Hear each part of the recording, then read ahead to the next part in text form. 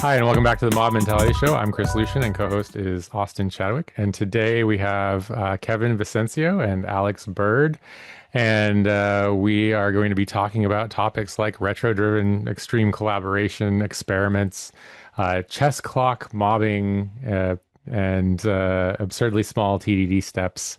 But first, maybe we can hear some introductions from each of you, and we can jump into the topic. Kevin, why don't you go ahead and introduce yourself first, and then we can kind of jump on in. Hi, I'm Kevin. I am a software engineer for Hunter Industries and finishing up my second year going on to third.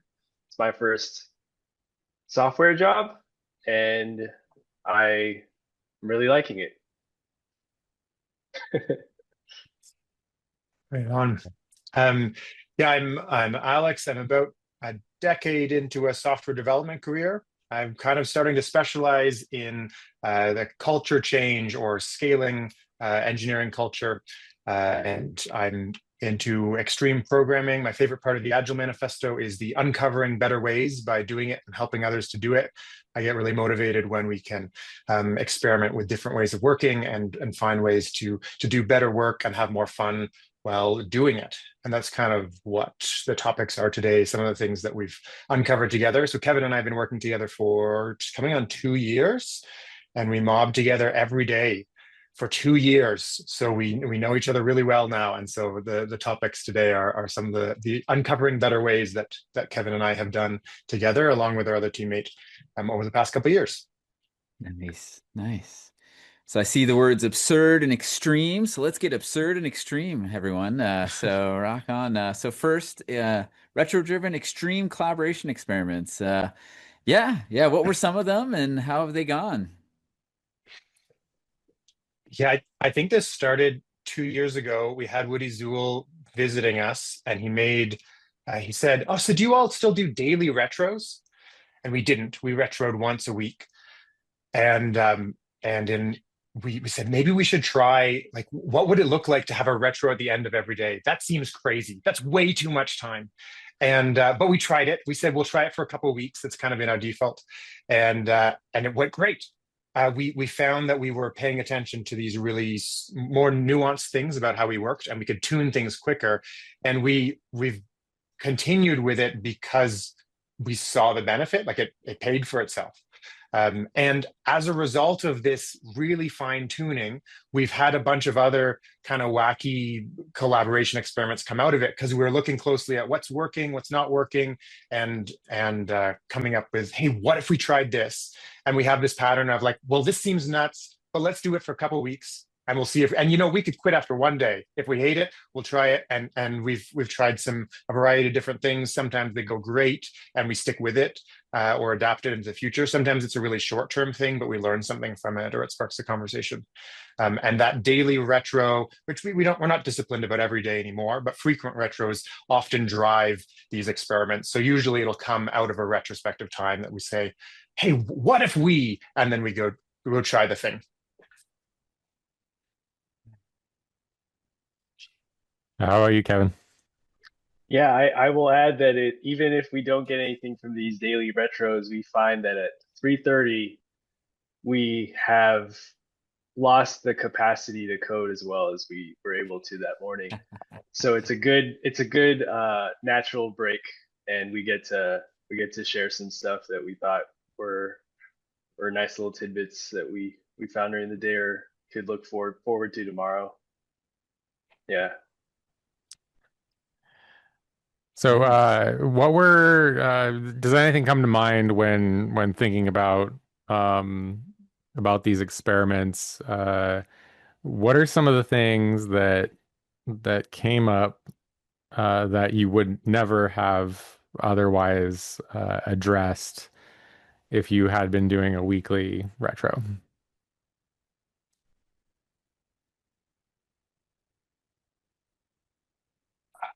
One that we put on our list of experiments was the learning exercise when we start guessing. So there were these things that were coming up as we're coding that often it would be me navigating, and it's something I've seen this sort of thing before. Kevin had not, and my navigation was not landing. It wasn't making sense. And Kevin would be trying some stuff, but it was clear that some of the words that I was saying weren't making any sense. And it was causing some tension because I was getting a bit frustrated, like, why don't you understand? And I think Kevin I don't know, was that frustrating for you as well in Oh that yeah. stage?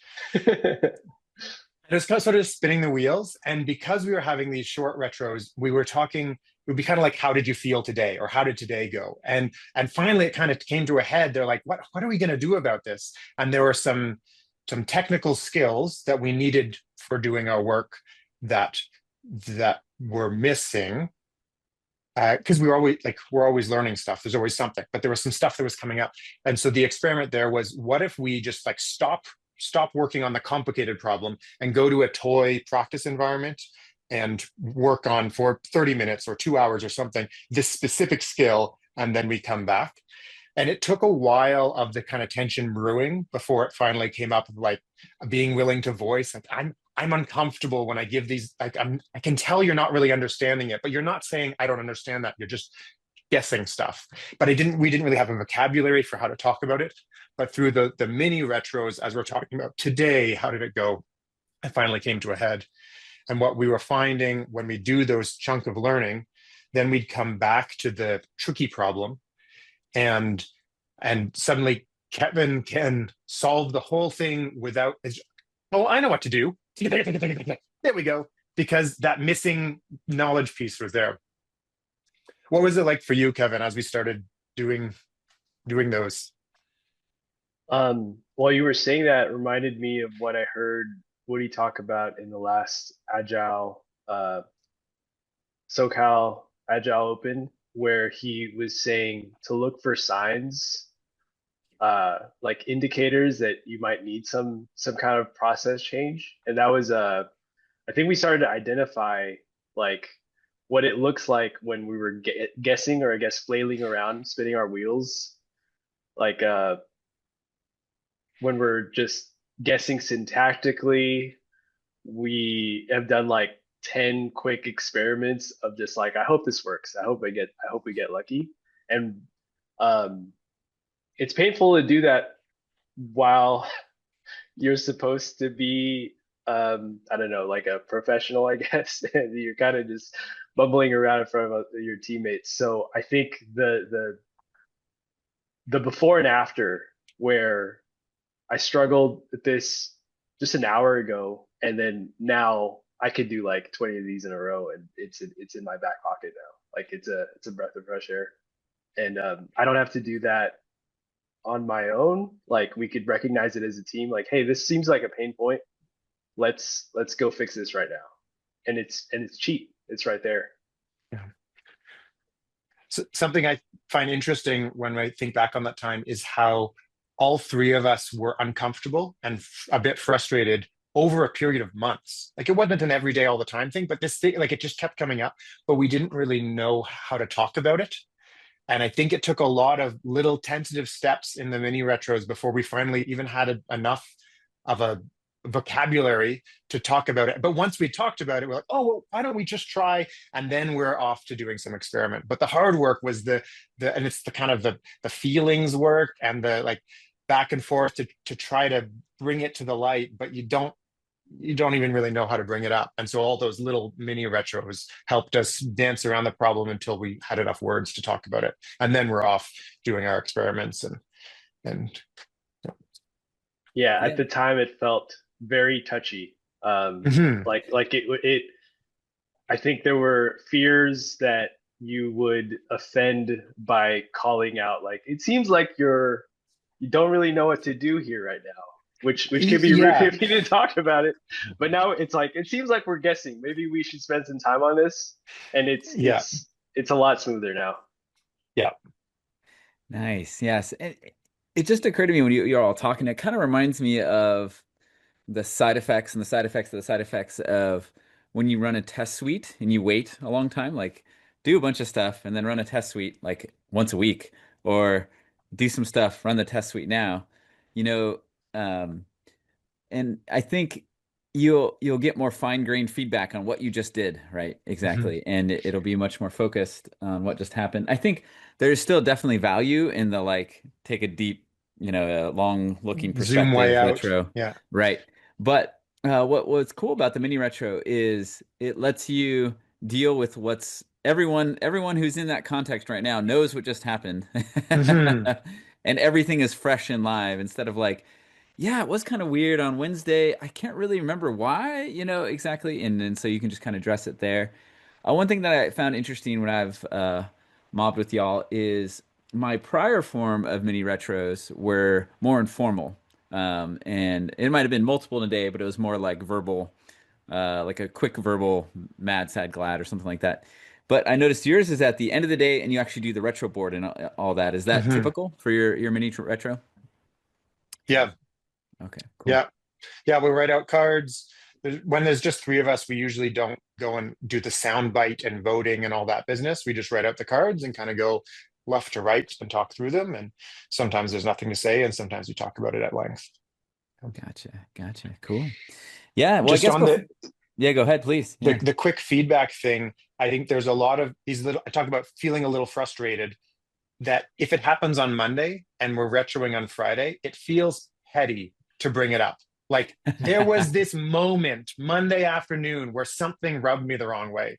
Whereas when it's daily, these little things, it doesn't feel, it's just like, oh yeah, we're just chatting about the day. And sometimes you say it and nothing comes out of it. It's just like, oh yeah, cool.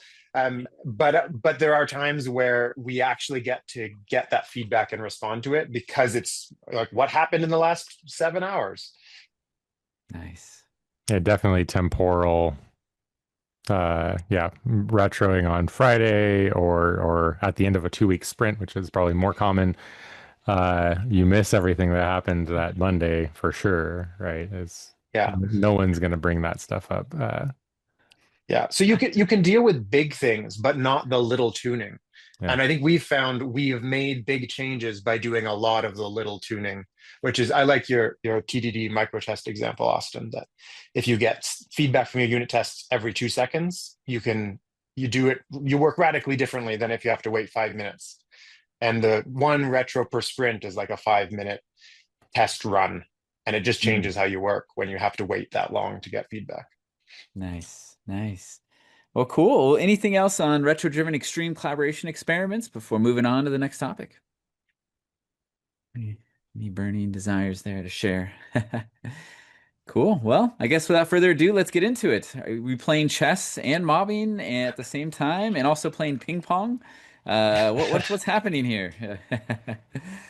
So it's kind of a natural segue because one of our recent collaboration experiments is something we're calling chess clock mobbing.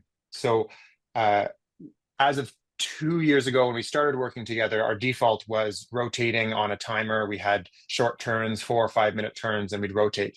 And during our mini retros, we were talking about how we don't like having our thoughts interrupted for those rotations. We really like being able to take ownership and seeing something through. So we started rotating on event. So you'd maybe it's ping pong style, like TDD ping pong, where someone writes a failing test and the next person writes a passing test. And we were still aiming for approximately 5 minutes per turn, but you finish your thought, whether it's 3 minutes or 8 minutes, you finish your thought. And for us, we really liked that way of working.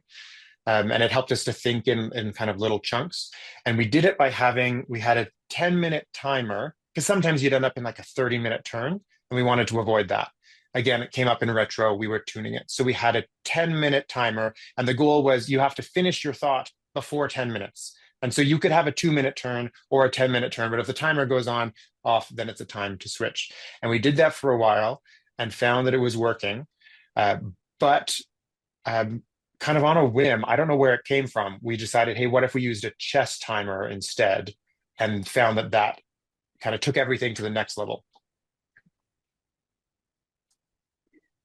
Adding on top of that, I think the what's important or to point out the difference between like even the basic part of the chess timer thing is the ping pong pattern, which like Alex was saying, we kind of dropped the navigator and driver pattern in in a mob, like taking your turns. You are autonomous as a driver. Like you get to make your own decisions, and it's pretty different from regular mobbing, but you get to, I guess, own your turn. And so you decide what's the smallest step that you do. What's the next step that I could do, knowing that my teammate is probably going to use his turn to do this.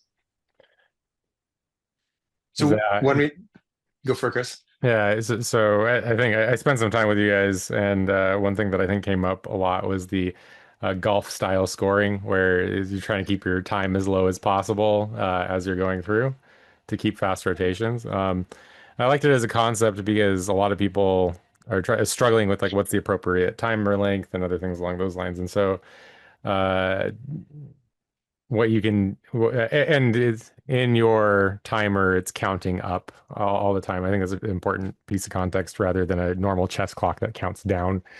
um and so when you're kind of ready to move on, it's like after you've gotten a very like concrete single thought out.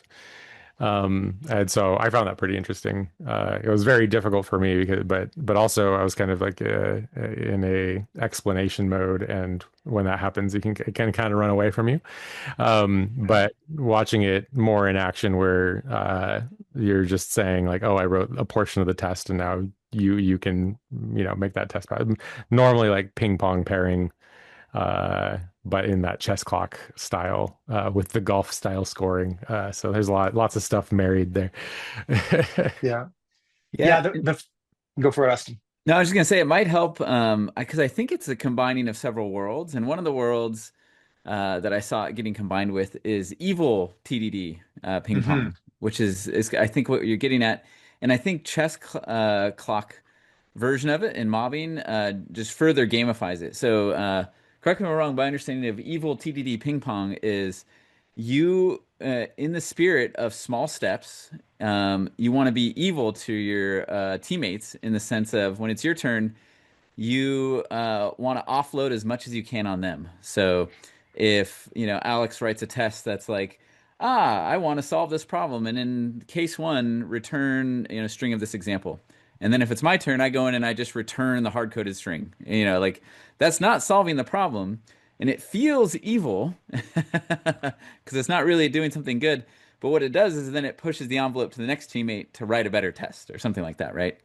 And what was cool is that the chess clock kind of keeps score of how quickly you can be evil. And it feels evil, but I think it's actually good. And I was curious on your guys' experience in why it doing evil made good happen in your experience. Yeah, the first morning, so I think Kevin was away at a conference, and Austin was visiting, and another team member was visiting. So we're kind of weren't used to working together. It was just the three of us, and we tried this as an experiment. And the TDD loops were tiny. I think the first, Austin's turn, he wrote a comment. No, I think it was a test, but the test only had an assertion. Like there was no test set up. You could not get this test to pass. It was just the assertion, but it was a failing test. And then that was his turn. And then the next step, I think, was adding the test setup to it so that it was possible to get it to pass. And again, like Austin was saying, these hard-coded little steps. And because you're trying to get your turn as short as possible, especially if you accidentally took a long term, because then you have to catch up. You're like, how can I get that short term turn? And so you're thinking of creative ways to get just the tiniest next step. And so that's return a hard coded result. Or, okay, now I need to get the next test to pass. They have returned a hard coded results. I think on my move, I replaced the input with a hard coded input to a random number. And now Austin, he thought I was going to have to write a whole second test because he hard-coded the results from the first test. And he said, now you have to write a second test. But then I updated the first test so that the input was random, and then Austin couldn't hard-code it anymore. He said, what? Okay. Then he had to go implement it for real. And there was kind of this back and forth of what we want in our code base is the simplest code that'll pass the test, and we want the narrowest set of tests that will cover the code. And so this mini steps, we're kind of inching towards getting a nice tight test suite and a nice tight implementation in as small little steps as possible. And it was really fun. Should it be called anti-hero mobbing then? Is that kind of because it's like lacking the traditional qualities of the hero mobber, I guess. I don't know. Yeah, there's a bit of that where it's just trying to be sneaky. Yeah.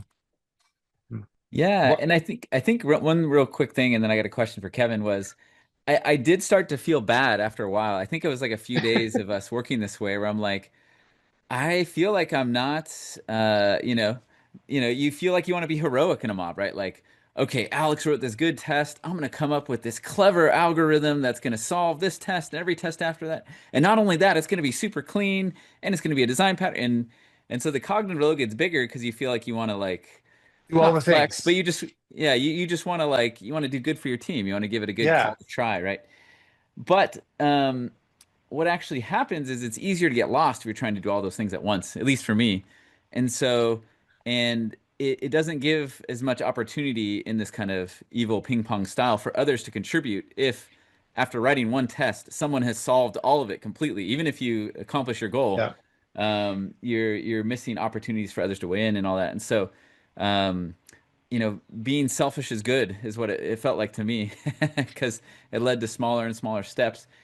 And it reminds me of a mob I was in once where we weren't playing this game explicitly, but the team was debating a really long time about how to solve this problem. And then someone was just like, instead of trying to come up with a solution up front, let's just do TDD. Like, this is just a simple TDD kata and let's make it work. And all the debate went away because it was like a really simple count if solution with an if statement or something like that. And what Right. was being debated was this like gargantuan, design, and it was just like, oh, you have a field that's an int, and then you keep track of it, and then when it reaches a certain level, an if block kicks in or something like that. You know what I mean? Mhm. So, Yeah. and I think so. I think Alex and I have kind of shared the intro experiences, and then Kevin, you came in later. What were your kind of first impressions coming into this chess game? You weren't aware that you were playing at first. Yeah, I remember the first day I was pretty stressed out. I I get competitive the smallest of things, and this was just like another metric to compete in. And it was interesting. Like there was one turn where I couldn't figure out how to make it so that I could pass to the next person. So I was just running the clock and I was stressing out. And it led to some discussions like, yeah, like if you can't figure out the next code you should write, just write some pseudocode, or like at least make a plan for the next turn. And I think like what you were saying, Chris, with the anti-hero pattern, Austin, like avoiding heroism, like I think that's the point of uh, what it is to me now. Like it doesn't stress me out anymore. Is yeah, we try to avoid being a hero. We try to avoid having some kind of expertise that only this one person can do. So if the smaller the step, the easier it is, the faster we go as a team without having some kind of dependence on one person. I like that. So now I'm a fan. It's a bit harder, like what Chris was saying, when he's the only one that has the recipe. But I think learning to work in that paradigm is you have a strong navigator, and as the driver, you still have the the I guess the veto power of, hey, this is too big of a step. I'm going to stop here. I'm going to ping for the next person to take your navigation. So in a way, you're still cutting stuff down, which is it's a nice practice. Like, how small can I make my turn? Whereas I think before this, it was, how small can I make this commit? How small can I make this test? And now it's even smaller, which I'm a Yeah. fan of because I can't fit a lot of stuff in my brain. Yeah, that first day, I think we had a really productive mini retro at the end of the day, talking about the stress and realizing that your definition of what counts as a step was much stricter than what we were playing with. And Mhm. since then, there's been more discussion of like, what can you count as a step? And like writing a to-do comment counts as a step. Writing the test name and nothing inside counts as a step. And we sort of have this meta discussion as we go of like, is this a step? And really anything that takes us just a little bit closer to our destination, we're counting. Yeah. Which, Yeah. like And Austin was saying, it feels like you're cheating. But then what's actually happening is like if the complexity is 20 and you just did one, but there's only 19 left, and the next person just does another cheater thing, and it's just okay, well, they just wrote out pseudocode. Like we're still not there, but it's only 18, and the cognitive load gets smaller and smaller until someone just, oh, I'm gonna do it.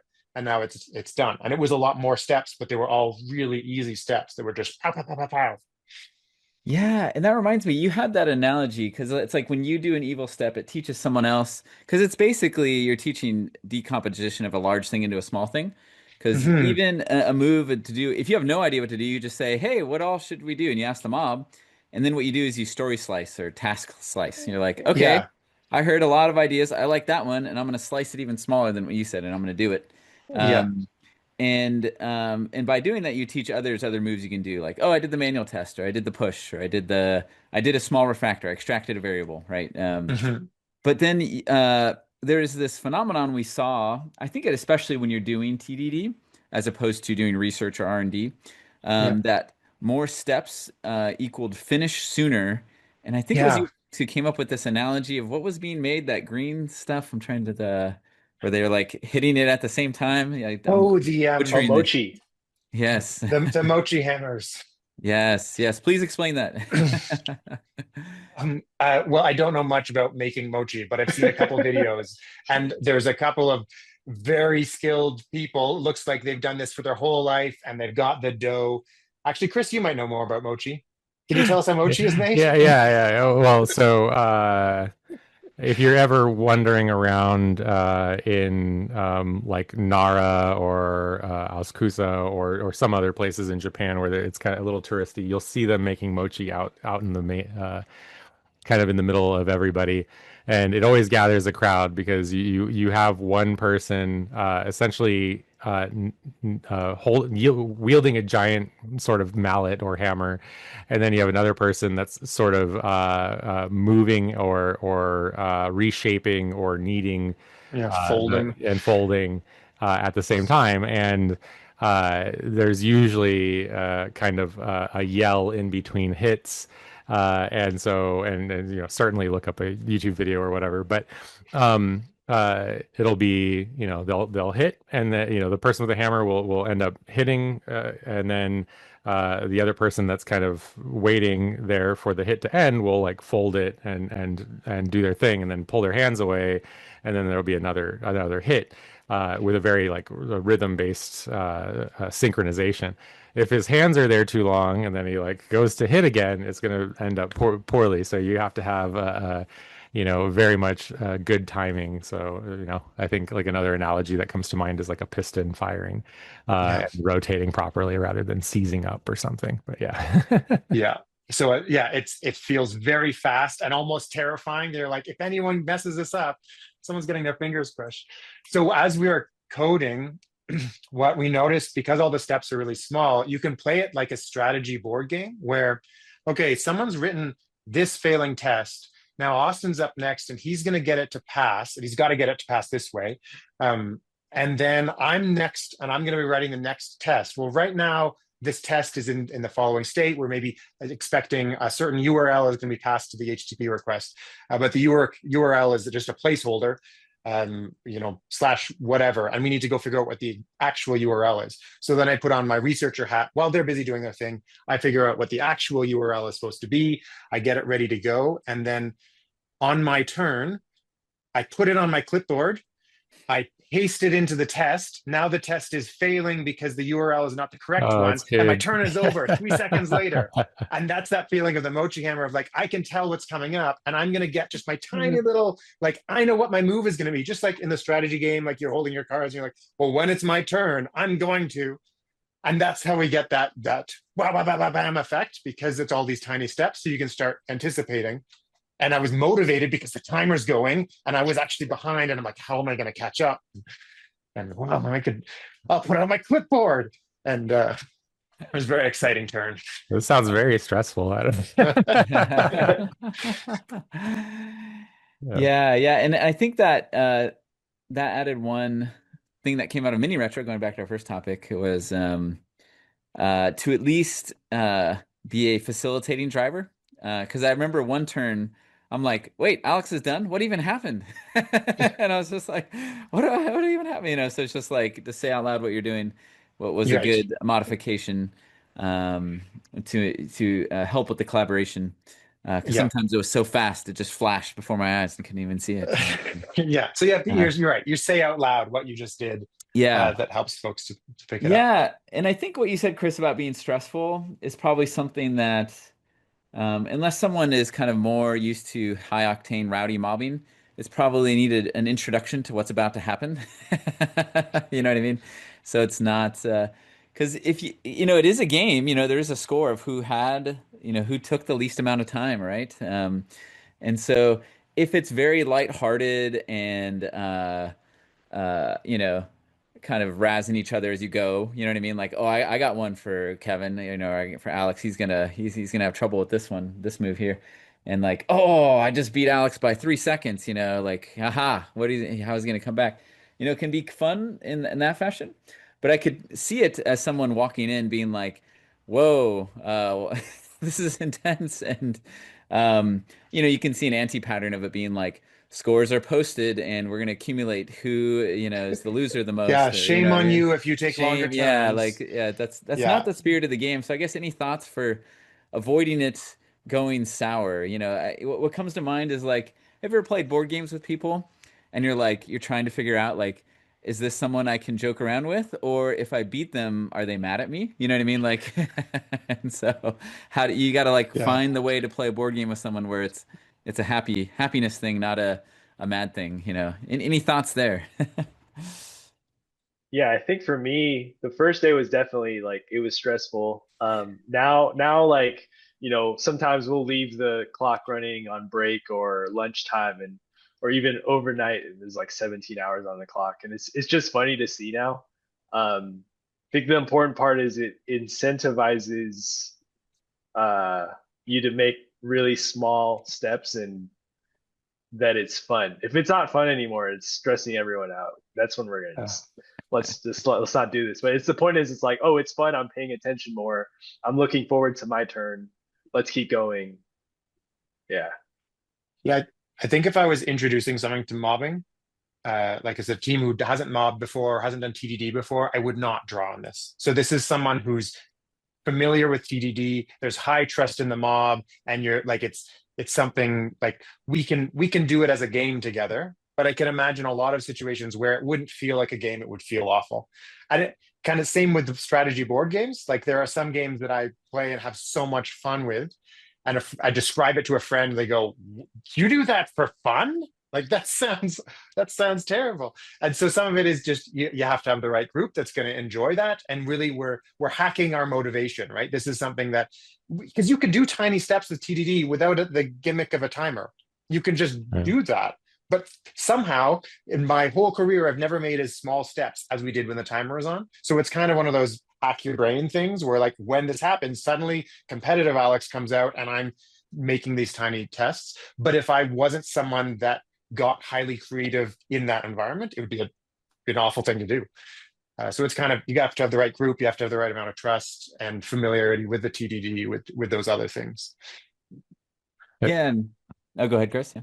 I was gonna just say, I have a lot of experience with like both competitive games and cooperative games, and just being with friends. Even like just outside of the software space. And I think, some things that you want to look for, and this is just kind of like at a high level, and especially with people that you don't know very well. As I have been at times that person that has won a video game more often than everyone else, or all the time. and people become disengaged when that happens. And so I found over the course of time that, not to be like not genuine, but there are ways to add a handicap and or kind of make sure that you're winning and losing an equal amount of time at least. That makes it more engaging than being completely obliterated by your quote unquote opponent. And then I did find that it was easier on my friendships with a lot of these people when I played only cooperative games with them and not play competitive games with them. And so you do need a certain type of personality that really likes the competitive game. And I don't think, I know you guys talked about bringing Kevin in when he didn't know he was playing. And that, but I think Kevin well. And so one word of caution is that, it is generally off-putting if you find out that you were losing a game you didn't know you were even playing. And so if you're trying to establish a new relationship with somebody, I would highly recommend against doing that. Yeah. Yeah, and that's the context here is we've worked together for years closely every day and know each other very well. Yeah. And have the cadence of like we're used to retroing and saying how was that for you? Mhm. And so we have that trust. Yeah, and But I think one thing I'll add is there are different modes to play, and I think you can play in the mode you were talking about, Chris, where um, I just finished my turn and someone else's turn. Instead of just letting them sit there, you can be like, you can start helping them, right? You can be like, hey, it's like if you're playing a board game with someone who hasn't played before, this game, you can be like, so some reasonable moves to do, or this and this, or what are your thoughts on what you want to do next? Then you kind of help them slice it, you know what I mean? And you can kind of do the I do, we do, you do for their turn, kind of thing. Yeah. Um, and yeah, and I think. I think why one other thing that felt cool about it was if you're trying to do ping pong and have a timer, I think the old mode it felt to me like it had more friction, where this it's just like you hit the chess clock and then you're done. You know what I mean? There's not like I need to reset. There was more manual steps between each ping pong, I felt like before, where now it's just like ping and then next step. Yeah. Yeah. Yeah. I think it's a good point, Austin, about the collaboration because Mhm. we're kind of working together to say what's the next smallest step. So someone's like Yes. trying to invent an algorithm on the fly in their brain, and we go, maybe just write out some comments that, or hey, I think you've actually achieved a step. Like you started in this state, now it's in this state.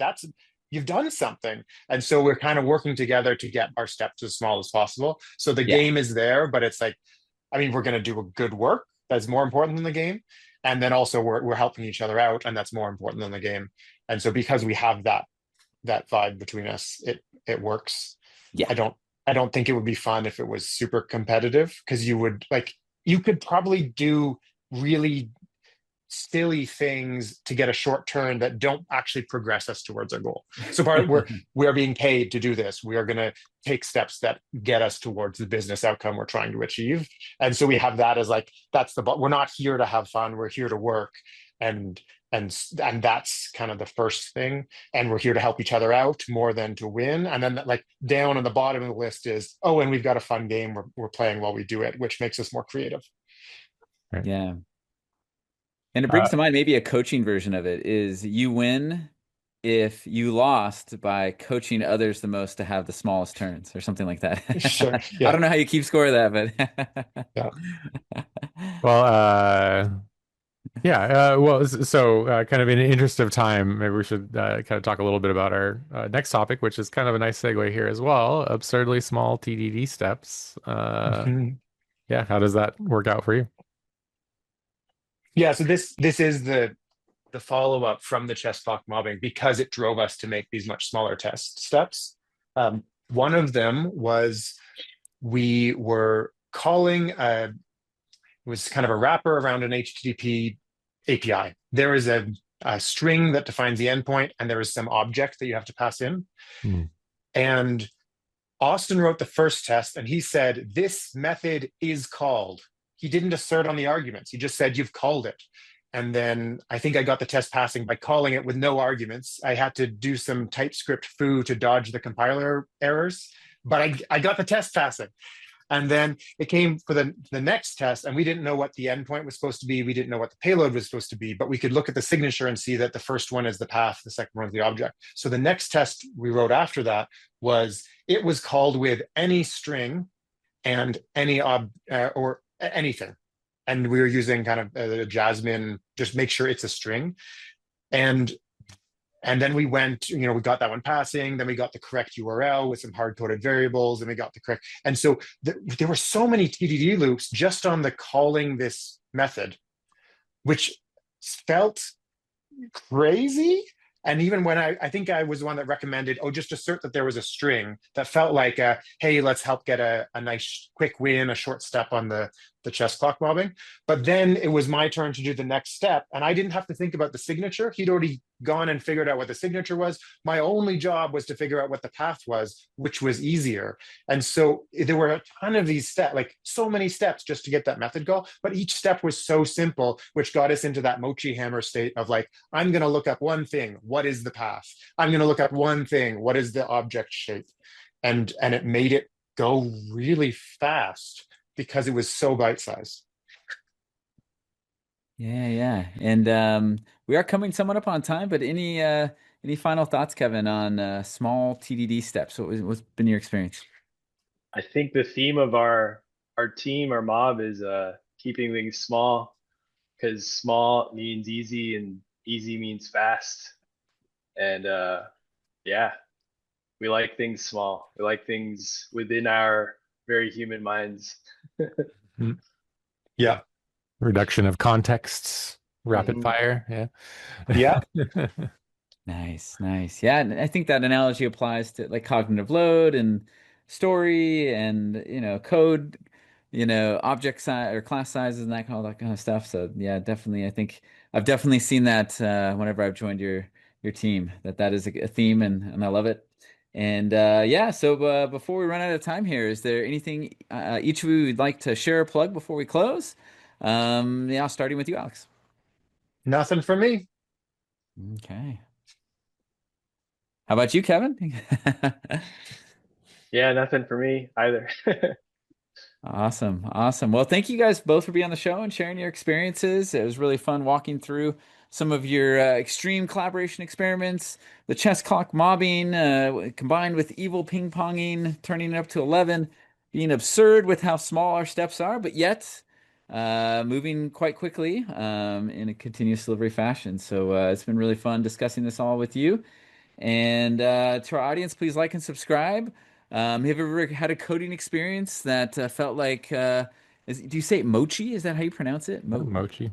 Mochi. Okay. Is it felt like making mochi? And mochi is a treat, and it's made primarily out of rice that has been hit a lot with a hammer, basically. Okay. It's There very you go. tasty. You should definitely try it if you haven't had it. All right. So have you ever had a development experience that's like making mochi and was sweet like mochi? Maybe you're eating mochi while you were doing it. We'd love to hear about your experiences and your experiments with TDD and these style practices. And if anything sounds crazy, please let us know in the comments. We'd love to hear your thoughts and engage, whether it's on YouTube, LinkedIn, X, and more. And until next time, mob on, everyone. Have a good one. See ya.